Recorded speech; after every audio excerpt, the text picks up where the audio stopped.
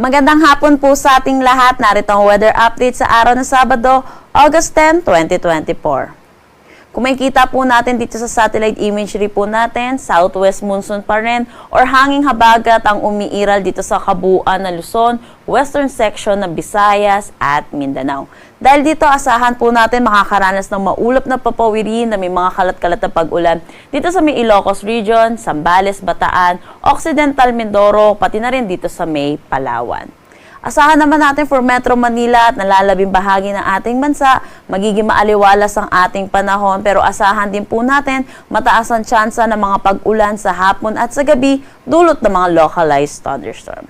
Sa ngayon, wala naman tayong binabantayang low pressure area or bagyo na possible na makaapekto dito sa ating bansa. Pero kung makikita po natin, may kumpul po tayo na kaulapan dito sa may Taiwan area. At ito po binabantayan po natin kung magiging isang ganap na low pressure area sa mga susunod na araw.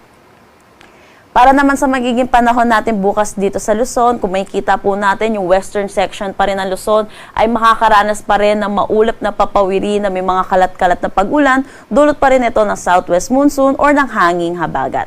Pero kung makikita naman po natin sa nalalabing bahagi, patuloy tayong makakaranas ng maaliwalas na panahon. Agwat ng temperatura for Metro Manila at Lawag, 25 to 32 degrees Celsius.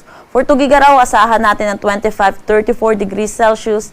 Baguio, 17 to 23 degrees Celsius. For Tagaytay, asahan natin ng 24 to 31 degrees Celsius. At Legazpi, 25 to 33 degrees Celsius.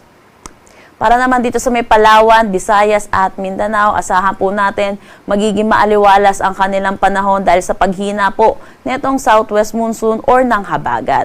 Asahan po natin makakaranas po tayo ng maaliwalas na panahon pero mataas ang tsansa ng mga pag-ulan sa hapon at sa gabi dulot ng mga localized thunderstorm.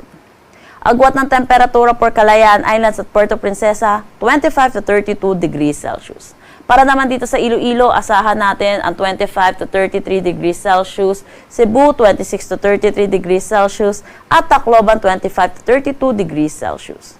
For Zamboanga, asahan natin ang 25 to 34 degrees Celsius, Cagayan de Oro 25 to 32 degrees Celsius, at Davao 25 to 33 degrees Celsius. Wala naman tayong nakataas na anumang gale warning sa anumang seaboards ng ating bansa.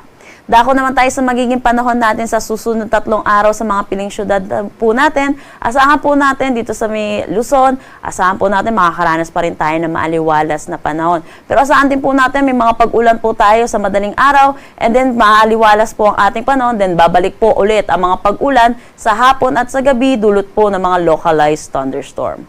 For Metro Manila, asahan po natin agwat ng temperatura 25 to 32 degrees Celsius, Baguio City 17 to 23 degrees Celsius, Legazpi City 25 to 32 degrees Celsius.